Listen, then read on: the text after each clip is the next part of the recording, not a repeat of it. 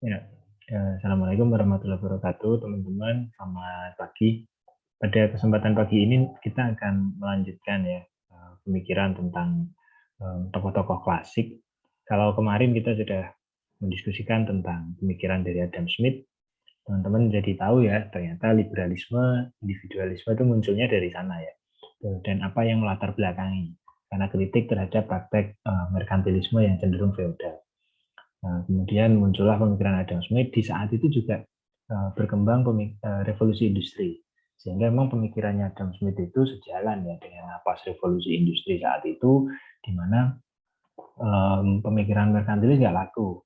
Yang laku tuh sekarang industrialisasi. Siapa yang menggerakkan? Pemodal.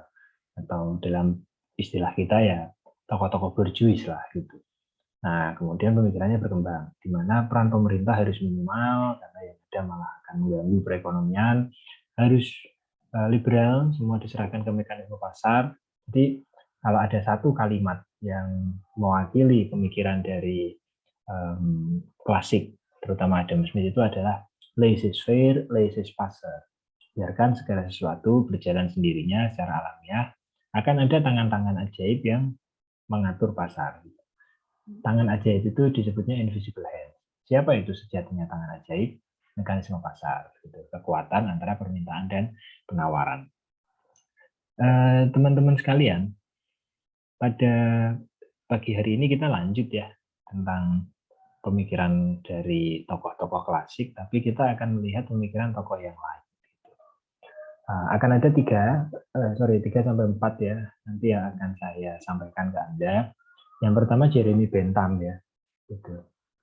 Bentham ini, Yusuf mungkin kalau tahu, dia adalah tokoh dari pemikiran utilitarianisme.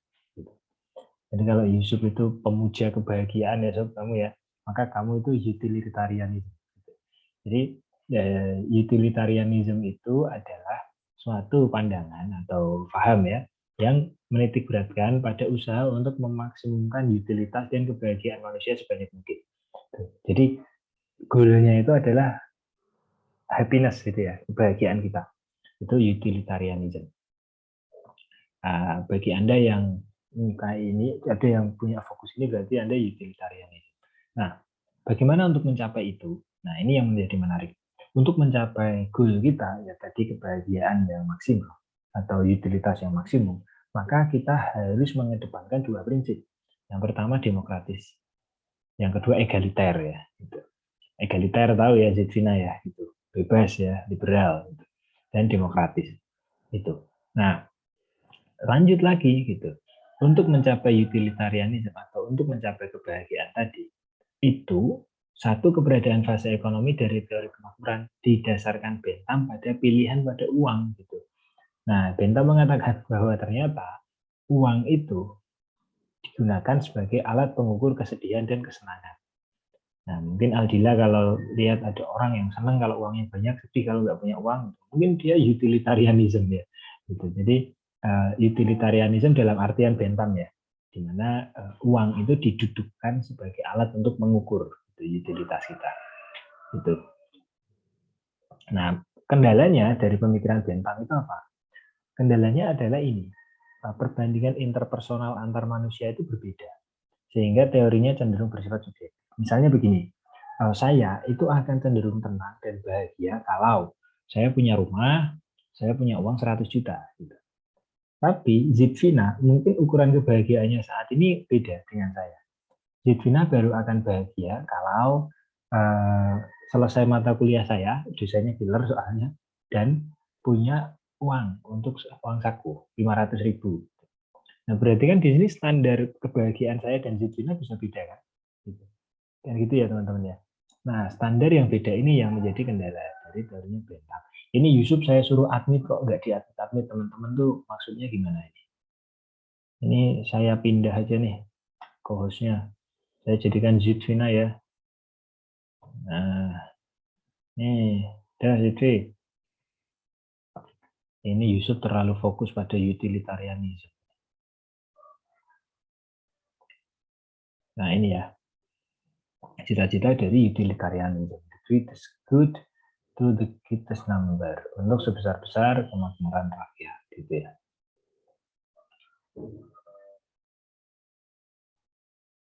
Nah, ini konsep distribusi kekayaan menurut Bentham ya. Jadi ada ya kata kunci yang menarik dari Bentham. Kekurangan uang itu akan menyebabkan penderitaan. Sedangkan memiliki uang yang cukup itu akan mendatangkan kebahagiaan. Gitu. Tapi jika kekayaan seseorang itu lebih dari cukup, kesenangannya itu nggak akan bertambah secara proporsional. Di mana ini nanti akan didistribusikan kepada orang miskin. Ini yang menurut pemahaman saya menjadi cikal bakal munculnya konsep pemerataan ya gitu. Jadi pemerataan atau sosialisme secara sukarela. Jadi saya sepakat dengan Bentham dalam artian pemikirannya untuk yang ini. Jadi teman-teman, orang itu ketika belum kaya, uangnya makin banyak, kan dia makin bahagia. Kan gitu ya kira-kira. Tapi ketika kekayaannya itu sudah lebih dari cukup menurut standar dia, semakin bertambah kekayaannya, nanti itu kesenangannya itu nggak bertambah secara proporsional. Dia sudah merasa ada di titik tertinggi. Nah, justru orang itu akan mendistribusikan kekayaannya ke orang miskin, gitu ya. Makanya kan kalau kita lihat orang yang semakin kaya, yang sangat kaya, dia akan cenderung menjadi orang yang sosialis ya, gitu, yang peduli dengan yang lain. Gitu. Nah, ini dijelaskan oleh Bentham.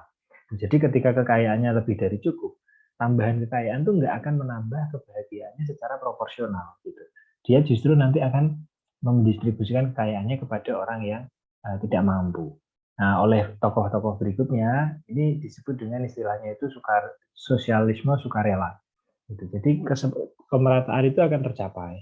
Disparitas itu akan berkurang karena tadi teman-teman, orang yang kaya itu akan mendistribusikan kekayaannya secara sukarela kepada orang yang miskin. Gitu.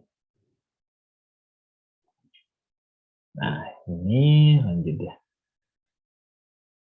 Jadi Bentham nggak setuju dengan keyakinan Adam Smith yang mengatakan bahwa kemurahan alam yang melimpah itu akan memaksimalkan manfaat dari sesuatu. Gitu ya. Nah, tapi Bentham menyatakan 4 prinsip umum ya yang digunakan untuk menjamin kesejahteraan masyarakat secara komunal. Kalau Smith kan kesejahteraan umum akan tercapai apabila cita-cita individu itu dibiarkan.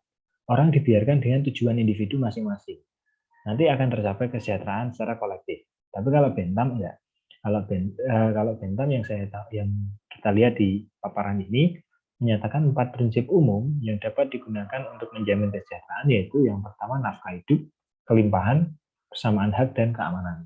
Jadi 4 aspek ini yang harus diutamakan untuk mencapai kesejahteraan umum. Persamaan hak artinya meritokrasi ya, kemudian keamanan, kemudian kecukupan, dan nafkah. Dalam hal ini pendapatan. Gitu. Nah, kita selesai Bentham, kita lanjut lagi teman-teman ke Malthus. Gitu ya. Nah, apa yang menarik dari pemikirannya Malthus? Gitu. Nah, kalau kita lihat di sini, Malthus itu adalah tokoh yang sebenarnya lebih terkenal ke teori tentang kependudukan. Gitu. Nah, seperti yang dikatakan di sini, jadi salah satu teori Malthus yang terkenal itu adalah pertumbuhan populasi itu akan tumbuh menurut deret ukur, deret geometrik. Tapi pertumbuhan bahan makanan itu akan tumbuh menurut deret hitung atau deret aritmatik. Itu sederhananya begini.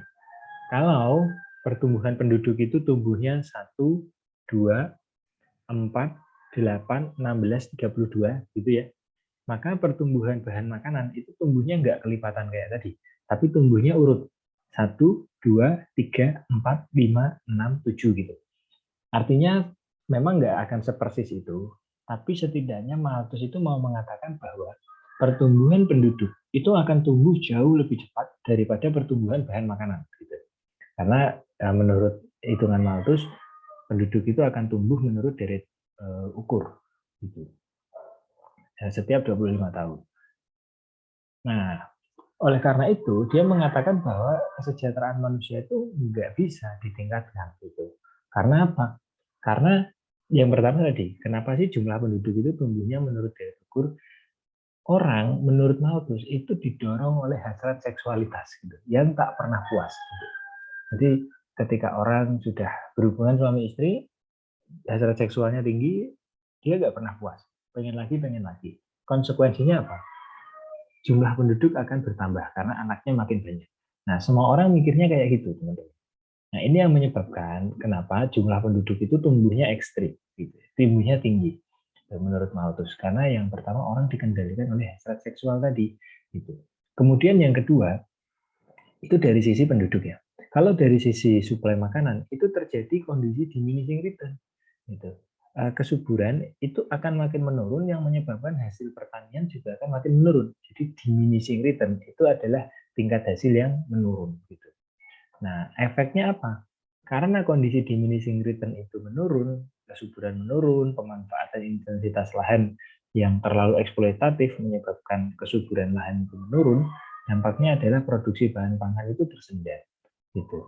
Nah, ini yang menyebabkan kenapa akhirnya pertumbuhan bahan makanan itu nggak tumbuh seperti pertumbuhan jumlah penduduk. Gitu. Karena ada kondisi diminishing return. Di sisi yang lain, jumlah penduduk meledak.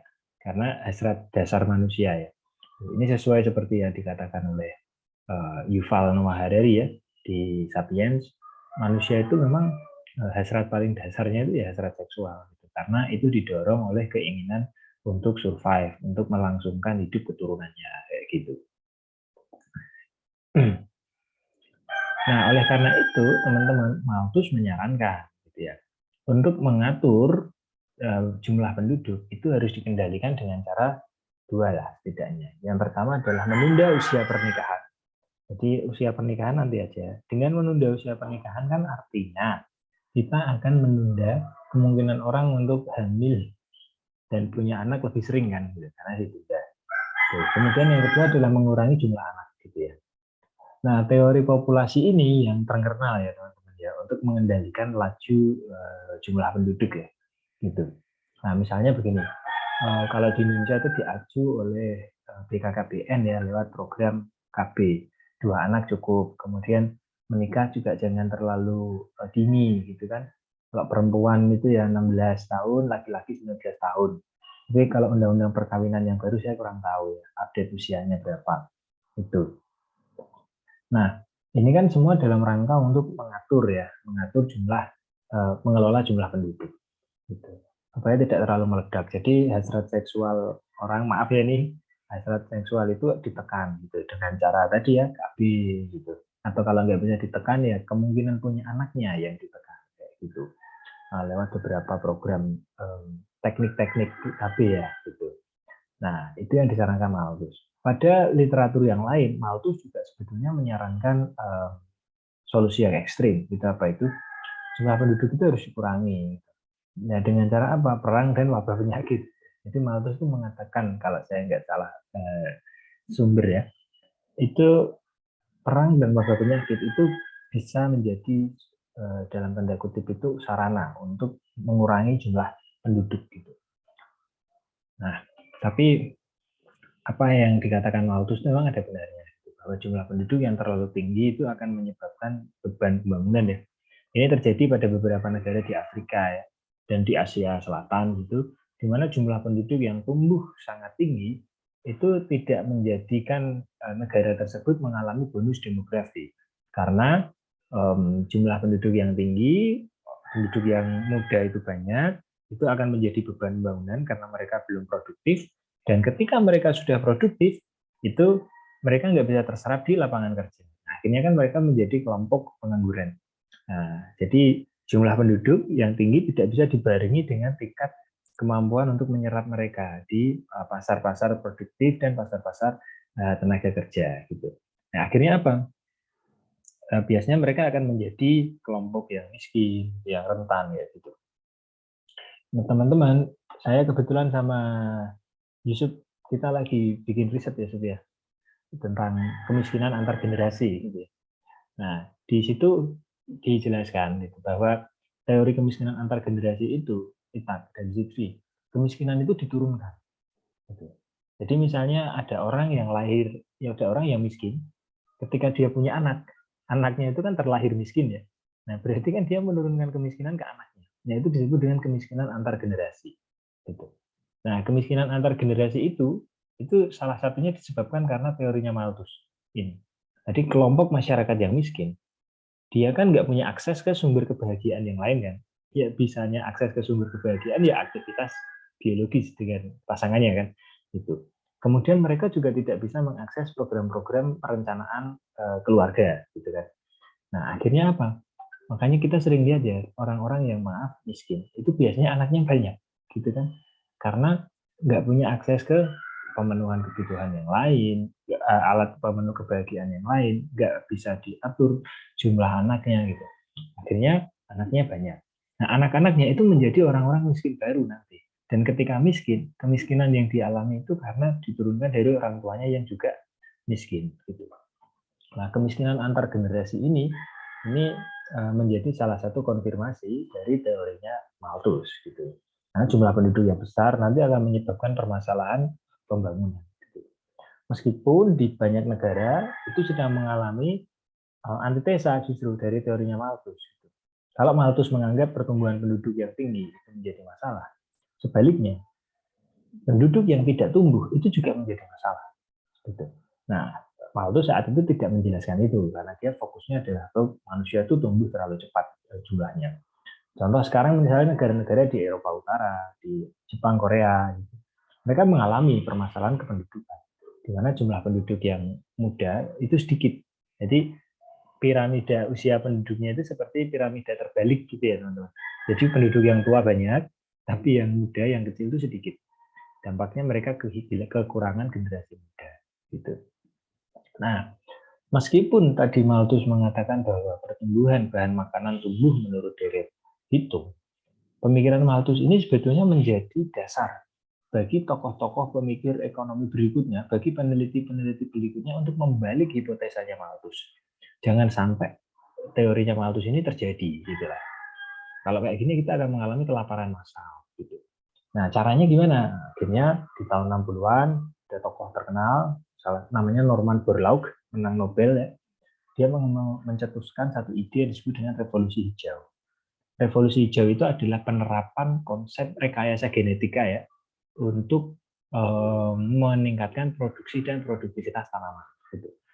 Nah, Borlaug memperkenalkan jenis tanaman-tanaman yang mengalami rekayasa genetik, misalnya padi hibrida, tanaman pangan biasanya. Gitu. Nah, dengan komoditas yang bibit hibrida, itu produksi bisa naik tajam.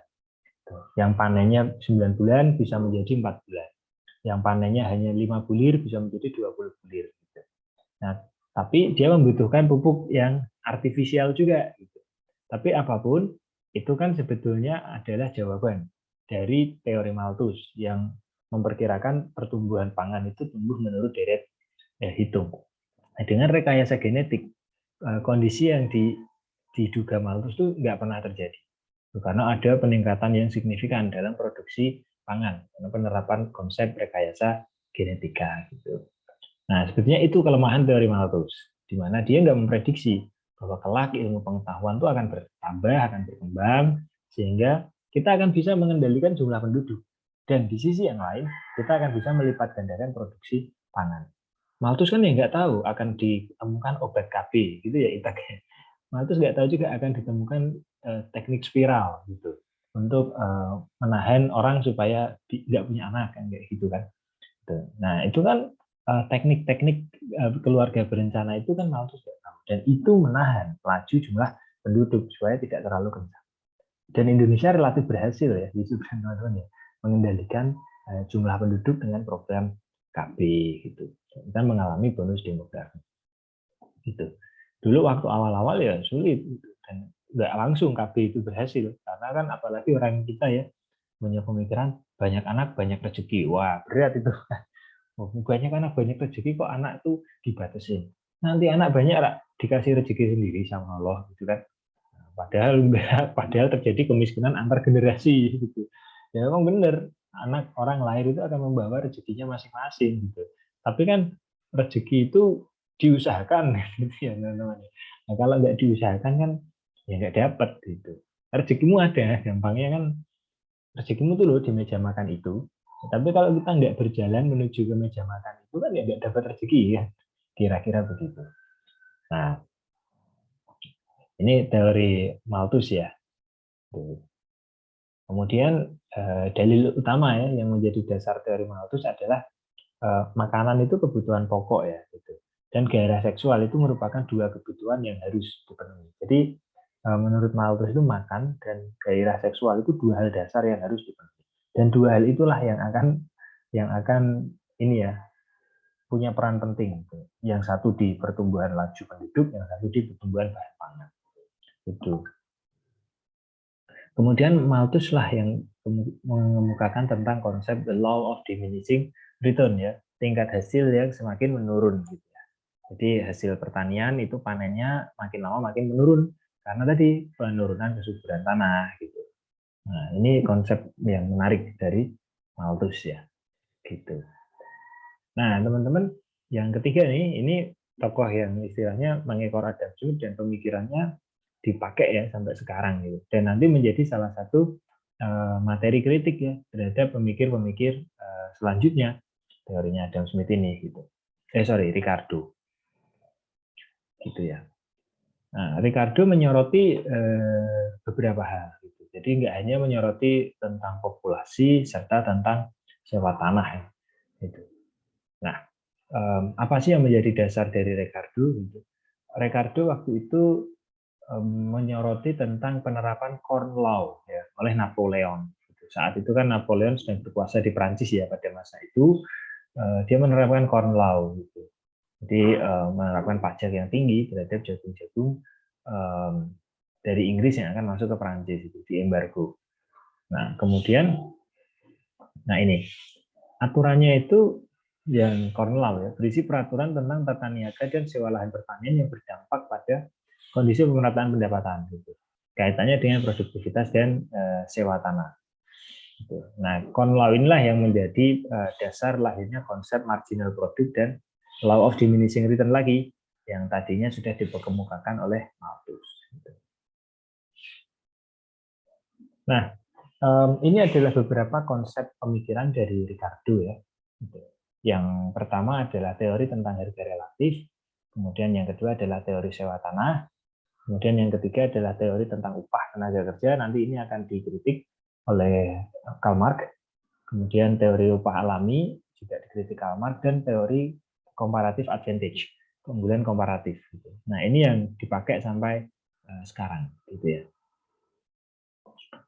Nah ini beberapa pemikiran ya dari Ricardo yang dirasa menjadi kelemahan. Yang pertama adalah konsepnya tentang tenaga kerja yang bersifat kualitatif itu nggak memuaskan. Gitu. Kemudian yang kedua adalah dia mengeluarkan penghitungan sewa tanah dari unsur biaya. Gitu. Ini hanya dapat dipertimbangkan bila tanah itu tidak digunakan untuk alternatif kegiatan lain.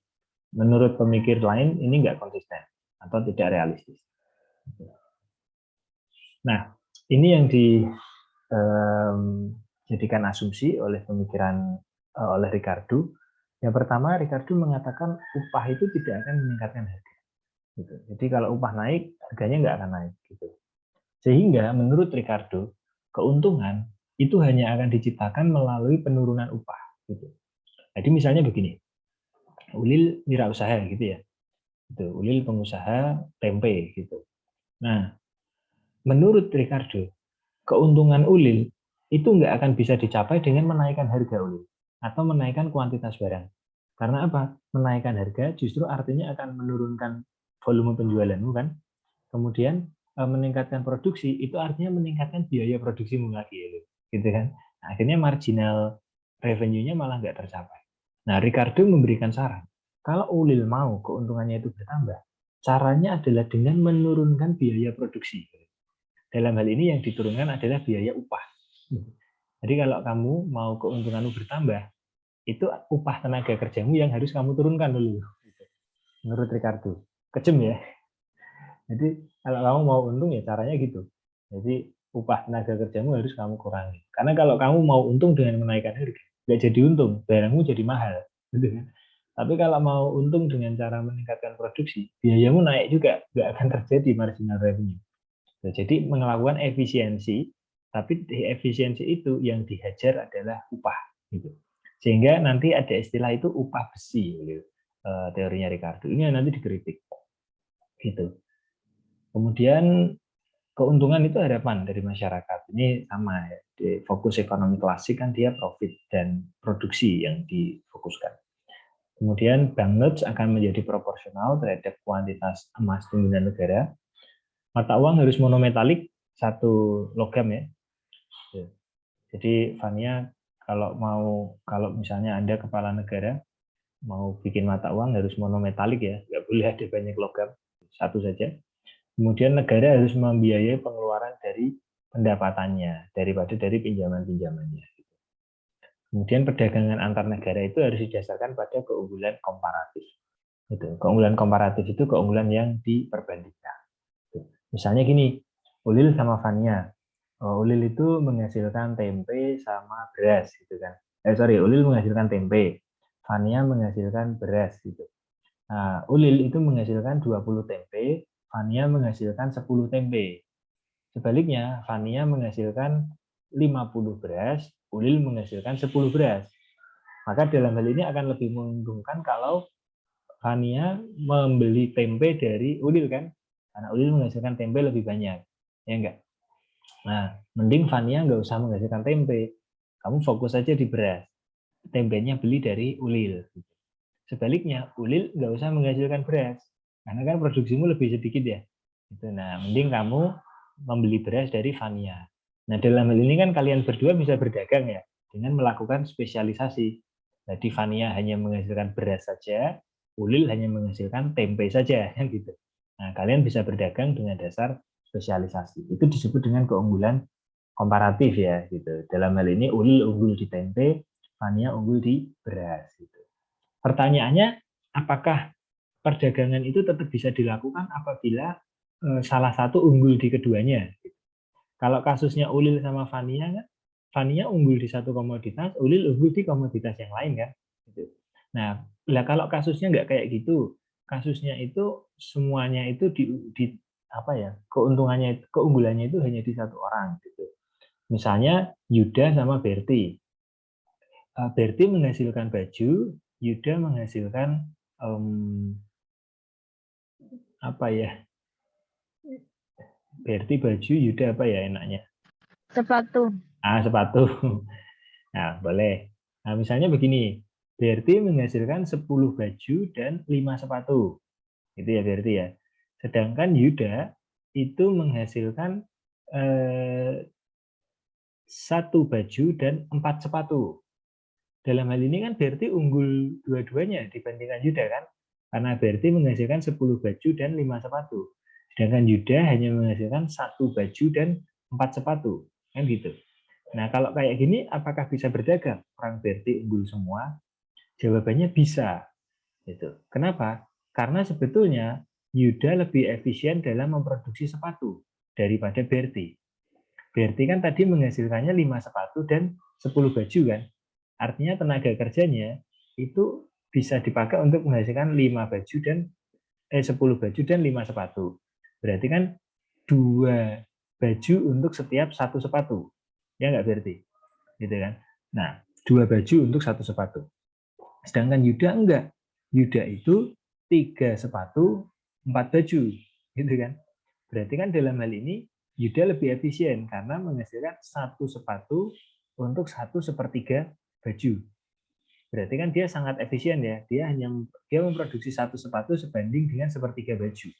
Kalau berarti kan tadi lebih dari itu, 1 sepatu untuk 2 baju kan. Gitu. Nah, dalam hal ini lebih baik berarti efisien. Meskipun berarti produksi sepatunya lebih tinggi, akan lebih baik kalau berarti tidak menghasilkan sepatu, berarti kamu menghasilkan baju saja. Karena kan tadi 1 sepatu untuk 2 baju, ya kan? Nah, kalau kamu tenaganya itu tadi menghasilkan 5 sepatu, kalau ini dipakai untuk menghasilkan baju, berarti kan 5 dikali 2. Kamu bisa menghasilkan tambahan 10 baju. Ya nggak, Berti? Gitu kan? Nah, mending kamu nggak usah bikin sepatu, Berti. Kamu fokus ke baju aja, karena kamu bisa menghasilkan baju lebih banyak. Gitu kan? Nah, sebaliknya, si Yuda menghasilkan sepatu saja. Karena kan tadi 1 sepatu untuk 1/3 baju kan? Gitu.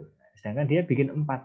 Nah, kalau tenaganya ini nggak jadi, 1/3 itu nggak jadi untuk bikin sepatu, dia nggak jadi untuk bikin baju, 1/3 orang, 1/3 baju itu kalau dialihkan ke sepatu dikali 3 dikali 2 bisa dapat tambahan hampir 3 sepatu.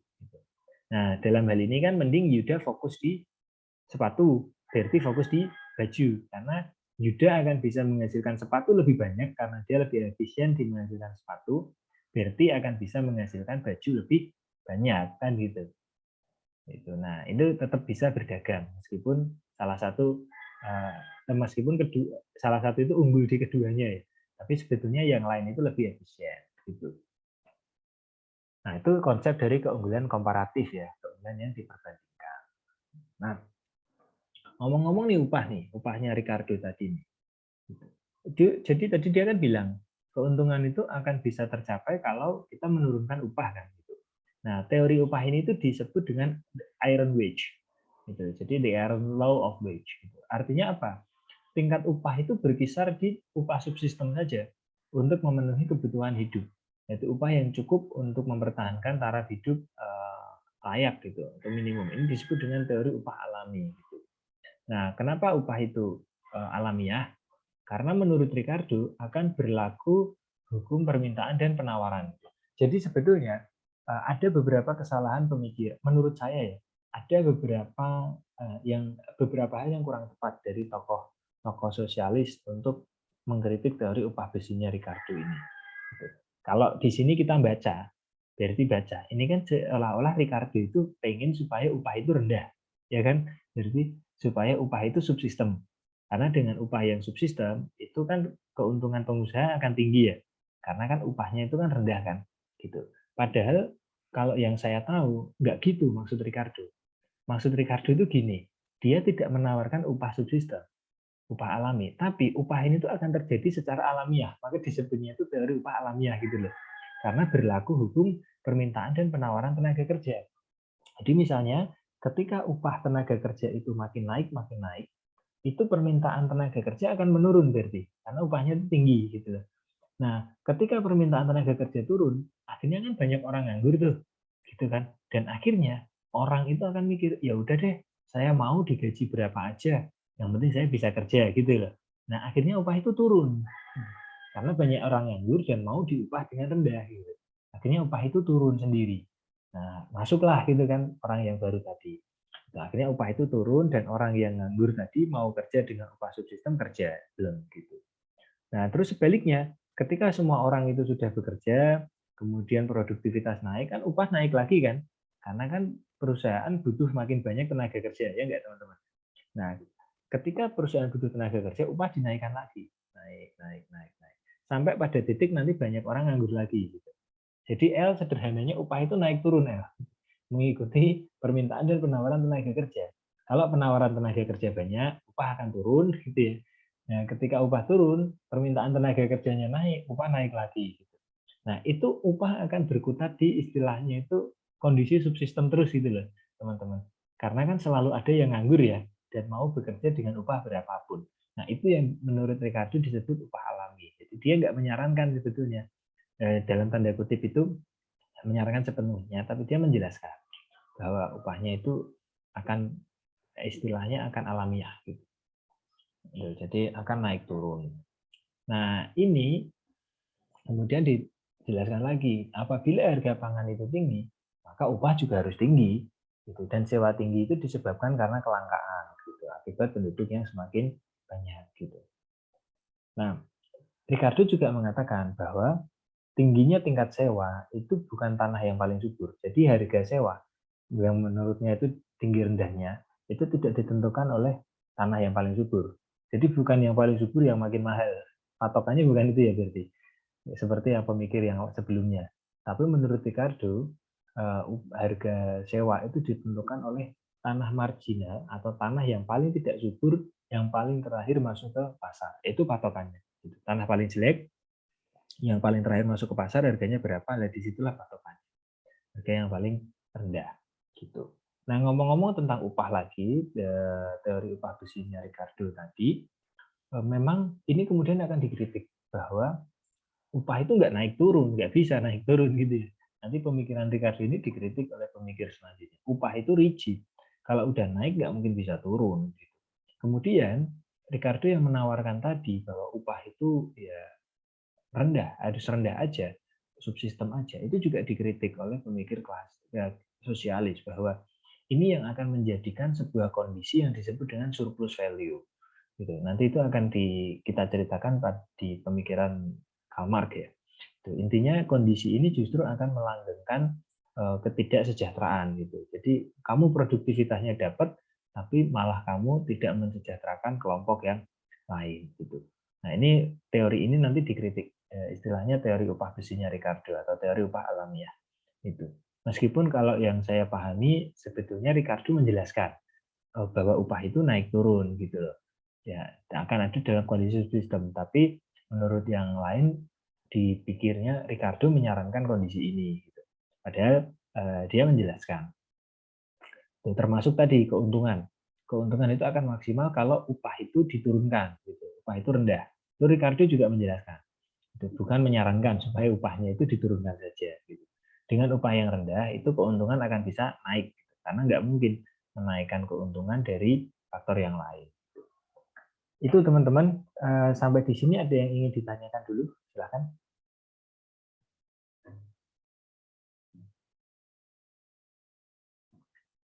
Jadi Malthus, Bentham, dan Ricardo ya. Monggo. Saya mau nanya, Pak. Silakan Berti. Tadi saya sempat baca kalau di dalam teori Malthus itu ada yang disebut dengan preventive checks and positive checks sebagai faktor yang dapat mengurangi kegoncangan dan kepincangan terhadap perbandingan jumlah penduduk dengan ketersediaan bahan makanan. Nah, preventive checks and positive checks itu saat ini COVID-19. Nah, dengan adanya pandemi COVID-19 itu, mungkin nggak dengan kondisi dunia saat ini juga akan meningkatkan stok pangan.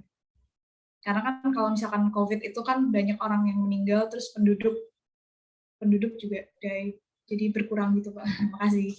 Iya, terima kasih Berti.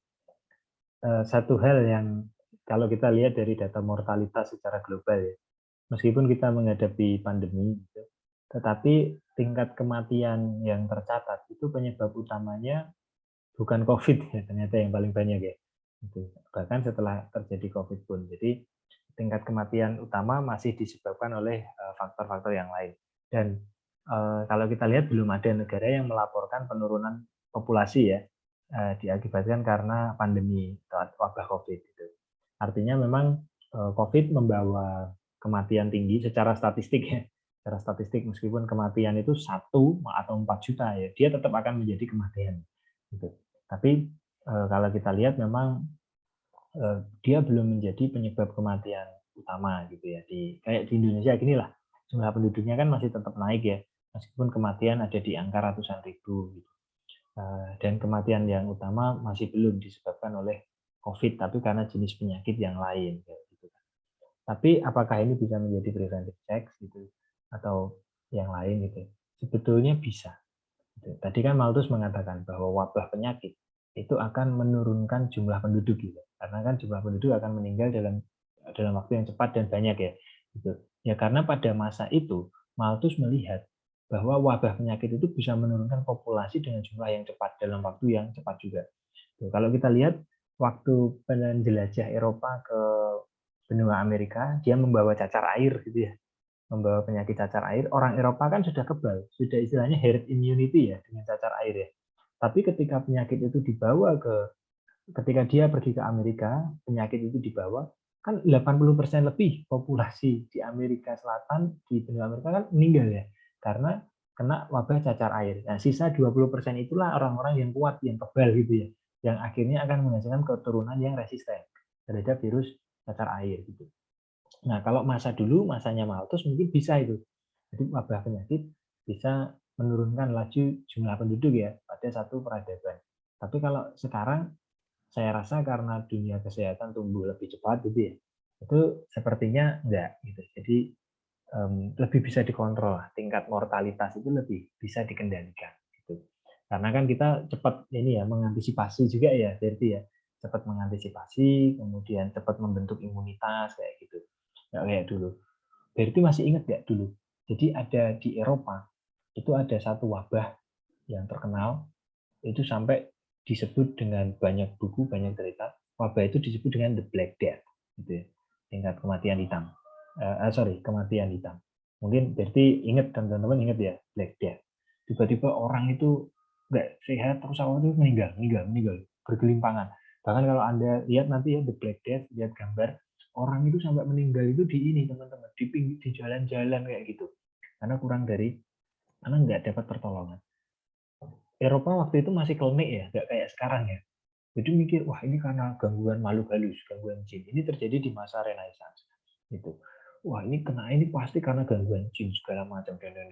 Ternyata itu karena apa teman-teman? Penyakit pes yang dibawa oleh tikus. Nah ternyata itu penyebabnya, The Black Death. Jadi karena penyakit pes. Nah masa itu kan Eropa nggak tahu hal-hal kecil yang menjadi penyebab kematian kan itu kan bakteri ya. Gitu. Nah dikiranya ini karena guna-guna karena apa? Nah masa itu jumlah penduduk turun cepat gitu. Tapi setelah ditemukan satu penemuan besar yang kita pakai sampai sekarang ya, penemuan ini namanya antibiotik. Nah ini yang kemudian bisa menekan kematian karena bakteri ya. Gitu. Nah ini kan contoh memang. Ya betul kalau pada masa Malthus cepat wabah itu menurunkan populasi.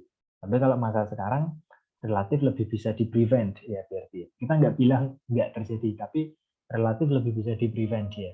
Gitu. Dibanding masa flu Spanyol kan flu burung ini flu burung apa COVID ini kan lebih menimbulkan ini ya kontrol lah gitu tingkat kematian. Gitu. Semoga menjawab berarti. Terima kasih Pak atas jawabannya. Ya. Teman-teman yang lain silakan nih kalau ada yang mau tanya.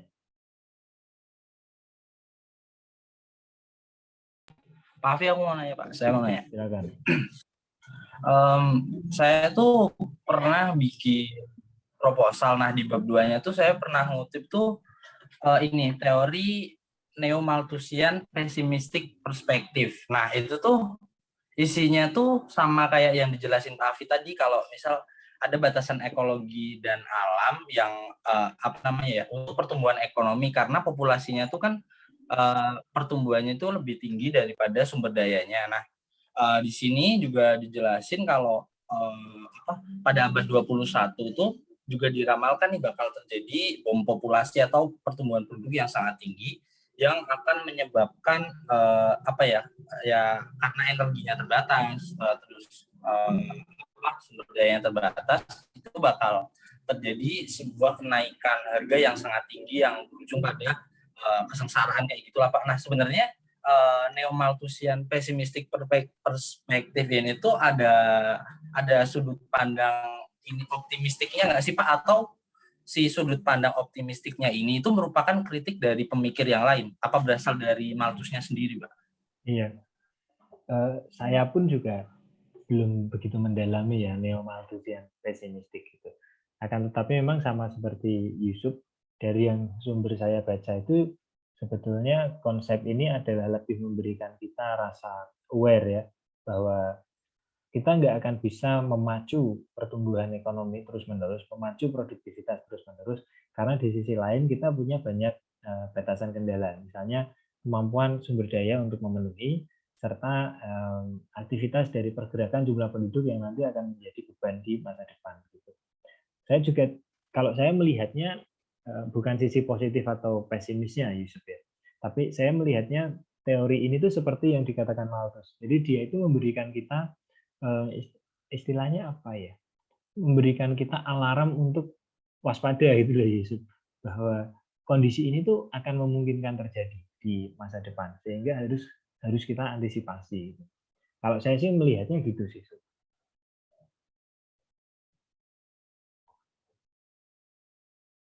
Oke. Baik, teman-teman, kita lanjut satu lagi ya, teorinya Jean Baptiste. Dia muncul ya setelah masa Malthus ya, teman-teman ya, tahun 1767. Kalau Ricardo kan 1772, ya bareng lah ya. Nah, ini kan mereka tuh bareng-bareng semua lah. Nah, yang terkenal dari Jean Baptiste itu apa? Dia itu punya satu hukum namanya itu Say's Law. Say's Law itu bunyinya supply creates its own demand. Gitu. Dia orang Perancis ya. Artinya Jean Baptiste itu mengatakan penawaran itu akan menciptakan permintaannya sendiri. Itu yang terkenal dari Jean Baptiste. Jadi misalnya L, kamu pengusaha gitu ya L. Nah, ketika kamu akan memproduksi sesuatu, kamu nggak akan memikirkan konsumen, El. Gitu. Kamu mikirnya gini, alah saya bikin apa aja yang banyak, pasti nanti akan laku dan habis gitu loh, El. Gitu. Jadi itu yang dikemukakan oleh Jean-Baptiste. Jadi apa dasarnya? Dasarnya adalah orang itu punya keinginan akan komoditas yang tidak terbatas. Gitu. Jadi gampangnya itu orang itu pokoknya pengen semua gitulah. Ya, dia itu pengen mengkonsumsi semua. Keinginannya itu nggak terbatas. Kemudian yang kedua adalah dengan keinginan yang nggak terbatas tadi, produsen itu bikin apapun, yang penting sesuai dengan keinginan mereka ya, itu pasti akan habis dan laku. Gitu. Nah, ini yang kemudian mendasari pemikiran klasik bahwa iya ya, makanya kita harus produksi sebanyak mungkin kan gitu ya, orang klasik ya, pemikir klasik ya. Karena tadi dia didorong oleh Say's Law ini bahwa penawaran akan menciptakan permintaannya sendiri gitu. Istilahnya itu supply creates its own demand. Nah, kalau kita lihat grafiknya akan seperti ini, bahwa agregat supply ini akan tegak lurus nih teman-teman. Gitu. Sedangkan permintaan agregat itu akan naik. Gitu. Nah, apa efeknya? Efeknya adalah permintaan yang naik itu dia nggak akan menggeser penawaran. Gitu. Penawarannya akan tetap. Gitu. Outputnya aja yang tetap, tapi harganya akan naik. Gitu ya. Harganya akan naik karena dorongan permintaan yang tinggi. Gitu. Karena menurut saya agregat supply itu dia nggak akan bisa naik dalam waktu yang cepat. Gitu. Dia butuh waktu. Gitu. Nah, saya mengatakan dengan kondisi yang seperti ini, maka peningkatan produksi ini sebetulnya diiringi dengan peningkatan pendapatan yang akhirnya akan diikuti dengan peningkatan permintaan. Jadi kalau misalnya L jual rumah gitu ya, nah jual rumah, perumahannya yang dijual unitnya makin banyak gitu ya, semakin banyak yang dijual L, itu artinya tandanya sebetulnya orang itu pendapatannya makin tinggi juga L. Gitu. Nah konsekuensinya apa? Ya permintaan dia akan rumah juga akan naik gitu. Nah di sini orang berasumsi bahwa pendapatan orang itu sudah tinggi dulu. Nah ini beberapa konsep pemikiran akan Say's Law ya, gitu. Terutama tadi ya tentang supply create its own demand. Tapi pemikirannya Jean-Baptiste dikritik ya teman-teman. Itu siapa yang mengkritik? John Maynard Keynes ya, karena ini yang akan menjadikan krisis global, the Great Depression tahun 20-an dan tahun 30-an, karena menggunakan pemikirannya Say ini. Gitu. Nah, kita akan nanti dalami lagi di pemikiran tentang Keynes. Gitu. Jadi karena semua produsen itu berpikir bahwa kita akan menawarkan barang sebanyak mungkin dan itu pasti laku, itu ternyata kenyataannya nanti nggak gitu di tahun 30-an. Ternyata barangnya banyak tapi nggak laku, tapi inflasinya tinggi. Nah ini kemudian muncul krisis global ya tahun 30-an. Dan yang terakhir John Stuart Mill ya. Itu sih nanti kalau John Stuart Mill kita akan bahas di kesempatan yang lain. Gitu. Itu ya teman-teman ya. Jadi 4 pemikir klasik ya yang asik ya. Jadi yang pertama tadi Malthus ya mengembangkan teori tentang kependudukan fokusnya. Kemudian yang kedua Ricardo tentang daya saing dan upah ya yang terkenal tadi. Bentham utilitarianism. Kemudian yang keempat itu Jean-Baptiste yang mengemukakan konsep tentang Say's Law. Supply create its own demand. Itu yang bisa saya sampaikan materi hari ini. Silahkan kalau ada yang ingin ditanyakan teman-teman.